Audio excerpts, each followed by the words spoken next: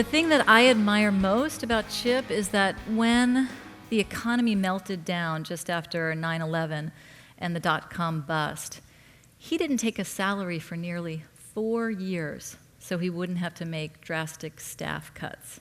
Now that's integrity, right? So let's bring Chip Conley up to the stage. We love you. Thank you. Okay, we need to give an enormous round of applause.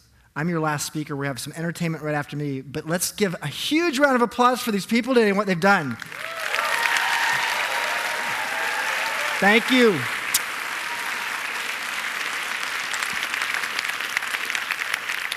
We're going to have a wrap-up at the end. We're going to do another thank you, but yeah, what an inspiring day we've had today. You know, I'm going to talk. We had Ari to start the day, a guy I've known for a little while, and then we had the mushroom guys. Dudes, where were you when I was at Burning Man last year? So, listen, I started in business in this town when it wasn't business 1.0, it was business 0.0. And then when we had a group of us talking about these kind of subjects, we met in church basements. I mean, we didn't meet in beautiful halls like this. We've come a long way. We sort of thought of ourselves as underdogs. Today, business has made a lot of changes. It reminds me of a little joke that relates to my title today. I know some of you are thinking, psychology and business. That sounds like quite a collision. There's a psychology joke. How many psychologists does it take to change a light bulb? Oh, someone's got to have to know this. That's right, none. It doesn't take any psychologist to actually change a light bulb. The light bulb has to want to change itself. Now, that is true of business. Business has to want to change itself. So let's think about our relationship, our emotional relationship with business. When we actually are hired into a job, we're on 90 days probation. Think about the words we use to describe what we do in business. Then we start working, and we get crazy busy because we're trying to meet drop-dead dates. And then we become redundant, and we get terminated. And we call this whole thing an occupation. Isn't that what we did in Iraq and Afghanistan? Is our relationship with our work sort of like having a foreign army invade us? Well, to me, this sort of describes the intersection of psychology and business, and it's usually not that pretty. But interestingly enough, Daniel Goleman, famous Harvard professor, wrote a book about 15 years ago called Emotional Intelligence. And what he was able to prove in the organizational world with leaders is that 2/3 of the success of leaders in the world, and especially in business, is due to their EQ as opposed to their IQ. So 2/3 is EQ, and only 1/3 is a combination of IQ and the amount of experience a person has. So emotional intelligence is important. The intersection of psychology and business is important, and that's what I'm going to talk about today. Let me start by telling you our business model at Joie de Vivre. We created this about 15 years ago ourselves. The company's been around 24 years. I call this karmic capitalism. What goes around comes around. And it's actually from another Harvard Business School professors, 3 professors who 30 years ago were able to prove that actually in the service industry, companies that actually focused on point number 1 on the heart, culture, were able to drive more enthusiastic or engaged employees. And if our employees are engaged, guess what? Our customers are more likely to be happy and loyal. And if that's true, then point number 4 on the heart happens, which is we have a profitable and sustainable business. This is a virtuous circle. And the interesting thing about this, I mean, it makes a lot of sense, right? Except for it's not exactly what most people learn in business school. And yet, point number 4 on the heart, being profitable, is the lagging indicator, the output, when you do points 1, 2, and 3 first. And this is how we've been running our business now for many, many years. Well, back in 2001, we were the largest hotelier here in the Bay Area.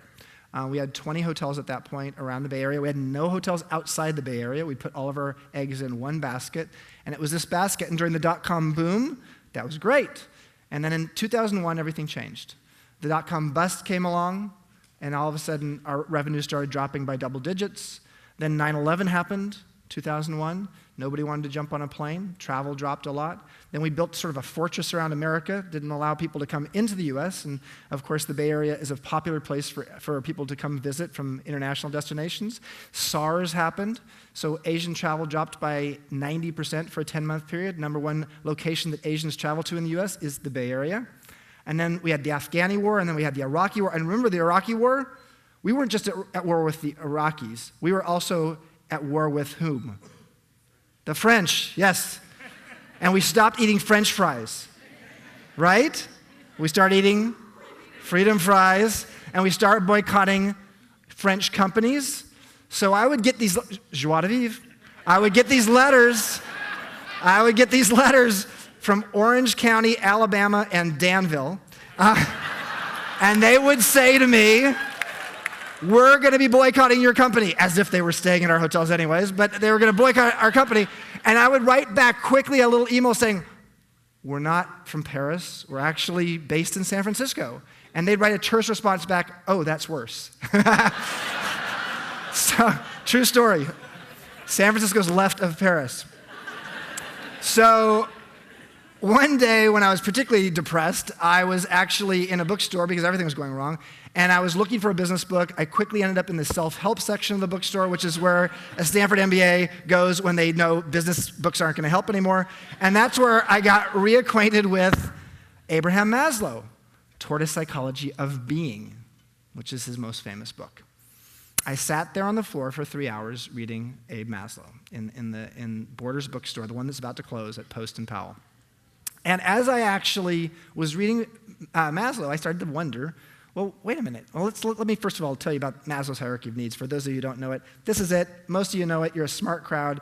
So it's based upon the idea. What Maslow said, famous quote. You've heard it before, but you didn't know it was Maslow. He said, if the only tool you have is a hammer, everything starts to look like a... That was Maslow. And he said that to the psychology profession in the 1940s and 50s because psychologists had for years been focusing on worst practices in the human condition as opposed to best practices. And what Maslow said is, let's study 1,000 self-actualized people, and if we can learn something from them, we can apply it to the people who are in trouble. That's what he did. And that's what he created based upon the idea that we all have some basic physiological needs, and as you move up the pyramid, you get to this thing called self-actualization. For those of you who don't know what that means, think of the U.S. Army. I know that's crazy. U.S. Army, be all you can be, an ad campaign that they actually pulled from Maslow, strangely enough. So what Maslow says is at the top of the pyramid, when people are self-actualized, they have peak experiences. So I'm reading Maslow at a time when my company we have 1,000 employees at that point. I'm not sure how we're going to make payroll in about 2 months. And I come to our senior executives in the company and say, I think we should start applying Abe Maslow's work to our company.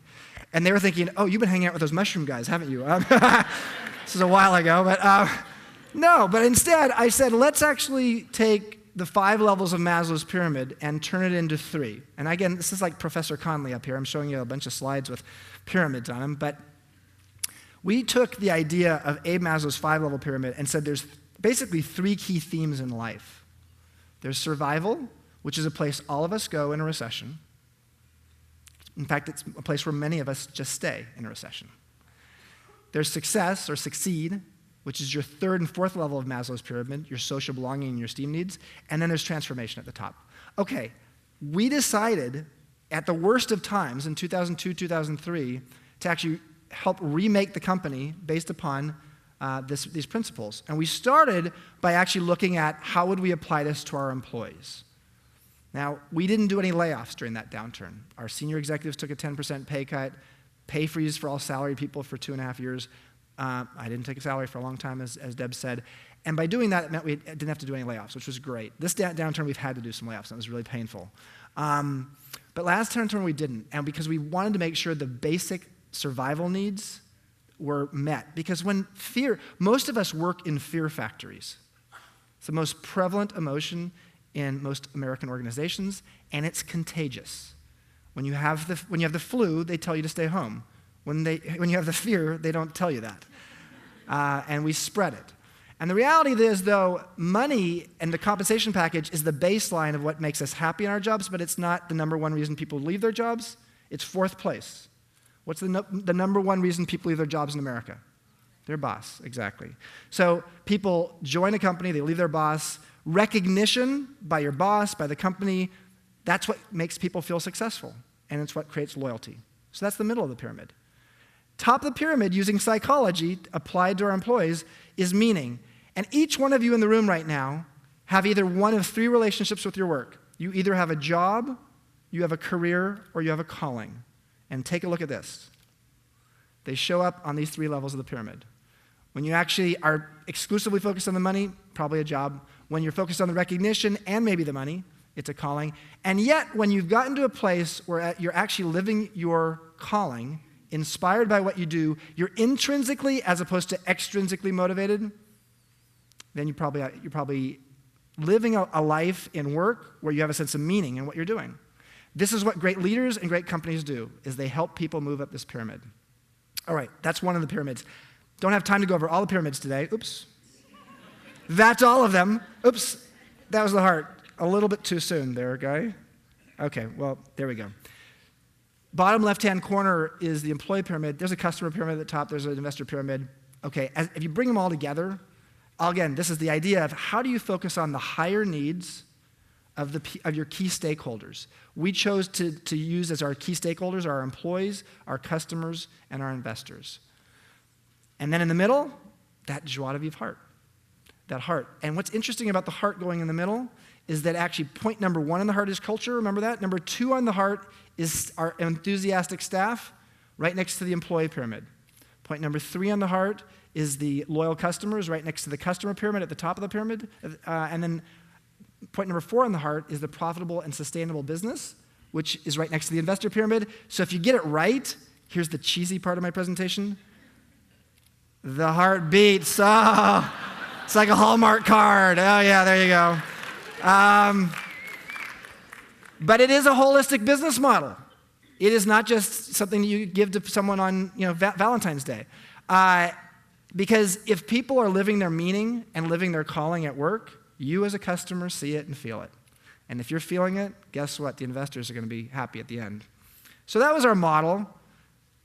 That's Abe Maslow. He's the guy who taught me all this. But he didn't teach me all this. Because unfortunately, Abe Maslow died at age 62 in 1970. At age 62 in 1970. And what's sad about Abe Maslow is that his theory of self-actualization in the 1970s became known as self-absorption. Why? Again, he died in the 1970s. And I know this well because his family and someone who's sort of helped with his estate gave me his diaries for the last 10 years of his life. So I got to read Abe Maslow's diaries as I was writing my book. And what Abe Maslow was doing in his last few years of his life, you know where he was the last few years of his life? You'll never guess. On Sand Hill Road in Menlo Park, where all those venture capitalists and all those high-tech companies are. He was there because he was actually working with the Saga Corporation and looking at how to mix psychology and business and how to take the hierarchy of needs for individuals and apply it to the collective. And that's really what I've been doing. I mean, he died young, and so I'm channeling Abe. That's my job in life, is to channel Abe Maslow. So the reason that Abe Maslow's legacy got sort of mixed up in the 1970s is because of this. Remember Tom Wolfe? He talked about the me decade. Later he talked about the bonfire of the vanities. Well, we had things like Werner Erhard. He's a San Francisco guy. Remember him? Est. And they had the culture of narcissism came out in the 1970s. And we had, of course, this guy. I mean, come on. We had our little New Jersey thing earlier talking with MTV. Well, this was as New Jersey as it gets. And then we had Mill Valley. I mean, come on. This was the form of self-actualization taken to maybe self-absorption or to who knows what this is. Unfortunately, how people interpreted Maslow's hierarchy of needs based upon this was as self-absorption as opposed to self-actualization to the place of transcending yourself, which is what Maslow meant it as. I believe today we're in not the me decade, but in the meaning decade. And there are a bunch of reasons for that. We are reconnecting with family. Here's 4 generations of women with a young child, a young girl that was just born. We're connecting with family more today than we were back in the 1970s for a variety of reasons, and which I won't go into, but the facts are true. We're no longer hanging out in hot tubs together. We're actually seeking inner peace together. We're also building things together. This is Habitat for Humanity after Katrina. And then this is in the Civic Center here in San Francisco. There's a garden that's right there in the shadow of City Hall. Partly because what we've learned in the last 40 years, since the 1970s, is that if we're going to be the me decade, this guy, our planet, is in a lot of trouble. This has got to be the we decade. We got to be about how are we coming together to actually solve the world's problems, because we realize that these problems are very socialized. And we have to look at them sort of on a socialized basis. So the most neglected fact in business, in my belief, is the fact that we're all human. And we have operating models and, what do we have? We have manuals for our cars, and we have operating manuals for our computers. But no one ever issued you, when you came to your job, an operating manual for people, humans, frankly, the most important asset in our businesses. And what I love about Maslow is Maslow has given me and our company, and now lots of other companies, the ability to understand humans a little bit more. So let me help you understand me for a moment. I'm an old guy. I was one of the older speakers here today. I guess that's why they saved me to last. About 10 months ago, I sold a majority interest in my company. And about 7 months ago, stepped down as CEO after 24 years of being CEO of a company, founder and CEO of a company. And I love it. I love it because I have a calling. My calling is to be a missionary, and a missionary for a new message, a transformative message about how business can help transform the world. It's not about just success. It's about transformation. So I want you to start by thinking, I've got about 3 or 4 minutes left up here, 5 minutes maybe, if I go long. How can you and your organization become a transformational role model? For me, I've been trying to do that for a long time. We're not perfect. We do a lot of things wrong, actually, and I do a lot of things wrong. But starting 19 years ago, we started doing a celebrity pool toss at that first hotel, the Phoenix, in the Tenderloin, to actually raise money for inner city Tenderloin after school programs. And we've tossed a lot of local celebrities and some famous national celebrities in the pool and raised almost $5 million over 19 years this year for local, thank you. So transformation can be, how do you give back to community? We do that as a company now. We do that. Melanie Williams, where are you? Raise your hand. Our general manager, managing director of the Vitale up there. We actually evaluate our general managers in our hotels, not just based upon how happy do they make the employees, which is very important. How happy do we make the customers? Very important. We have metrics for those. How happy do we make our investors? How profitable are we? But we actually measure our general managers on how much do they give away to the community. That's a metric we use. We have a philanthropic metric that helps us understand, are our general managers actually giving away? Because if you actually don't have measurement tools, you just know it in your gut maybe, but you don't actually have a way to keep track of it. So that's another thing you can do. Back in the last downturn during the dot-com bust, I decided to take it upon myself to create an Academy Awards of service for hotels in San Francisco. We call it the Hotel Hero Awards. We just had it 2 weeks ago, the 8th year of having it. Basically, line-level employees, housekeepers, bartenders, bellmen, are awarded in almost like a black tie ceremony, 500 or 600 people, these great awards, Lifetime Achievement Award, Beyond the Call of Duty Award. Why did we do that? We didn't have to, but it was in 2003 and 2004 when all of these employees were worried about their jobs. And they were actually not feeling a whole lot of love from management because management was worried about their jobs. And they weren't getting a lot of love from investors because the investors were worried that they're going to lose their hotels to lenders. So sometimes you have to shift the psychology, throw a stone in a pond, and you get a ripple effect. The biggest ripple effect we have in business is fear. How can you actually transform it so it's something else? All right, let's keep going. Now I'm going to take it to the personal for a moment, because that was the business stuff. Let's talk about you and me and how we spend our money for a minute. This is the Department of Labor's got some cool statistics here, and they've put them in like cool graphs. Take a look up here. You see a lot of things. You see alcoholic beverages, almost 1%. Tobacco, 0.7%. You can sort of look at what you spend your money on. Clearly, this is not San Francisco because look at housing. I mean, come on. Shelter, 20.2%. Housing overall, 30. I mean, come on, like 50% in this city. How do we spend our money? Well, interestingly enough, I have a little story. And I'm sorry I'm going long, Deb. I'll be just a couple minutes. But when I was a kid, my parents would take me to the carnival. And I would go to the carnival with the parents, and I did the same thing every time, and I never learned my lesson. I would go straight to the cotton candy booth, and I would order like 3 pink afros of spun sugar. And I would eat them one after the other, and then I would spin out of control the rest of the afternoon and have some emotional roller coaster until my parents took me home and locked me in my room. That sort of describes America in the last decade. We didn't have a hierarchy of needs. We had a hierarchy of wants. And as George Will, can't believe I'm actually quoting George Will, but in San Francisco, but George Will says that America has learned the following. Americans now think of a 48-hour want as a basic need. So I think one of the lessons I learned from being at the carnival, and maybe one of the lessons we've learned in this recession, is we've gotten maybe back to what our needs are, and not just our wants. Here's actually that Department of Labor stat put into Maslow's hierarchy of needs with some help of some statisticians who helped me with this. 42.9% of how we spend our money in this country is on physiological needs. Almost 30% is on safety needs. 11% is on social belonging needs. 12% on esteem, although in Los Angeles, it's 30%. Cars and plastic surgery, I mean, come on. And finally, we spend about 4% of our income every year on self-actualization. How are you investing your dollars, your time, on your life? Let me finish by just asking you the following. What does your transformation pyramid look like? Most of us in life have been taught that success is the ultimate thing that we're striving for.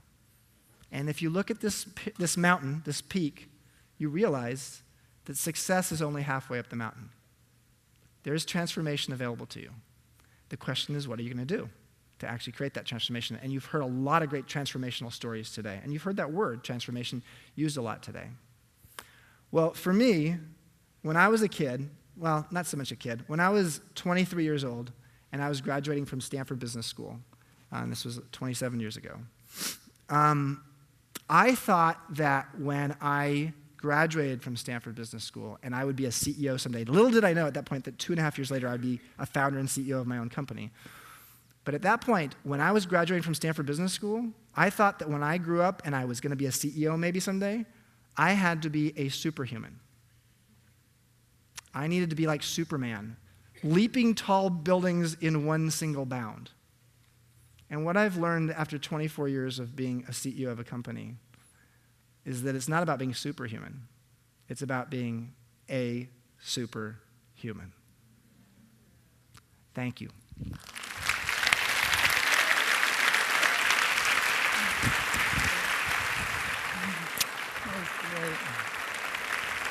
Thank you, Chip.